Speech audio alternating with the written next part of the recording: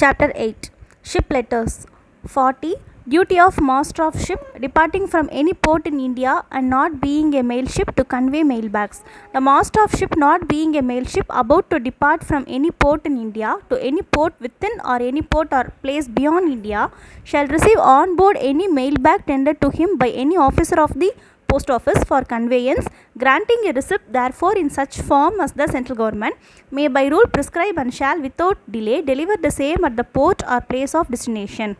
41. Duty of master of ship arriving at any port in India in respect of postal articles and mail bags on board. The master of a ship arriving at any port in India shall without delay cause every postal article or mail bag on board which is directed to that port and is within the exclusive privilege conferred on the central government by section 4 to be delivered either at the post office at that port or to some officer of the post office authorized in this behalf by the postmaster general.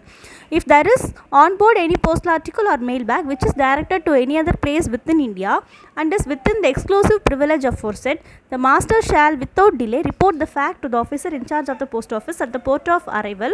and act according to the directives he may receive from such officer, and the receipt of such officer shall discharge him from all further responsibility in respect of the postal article or mail bag.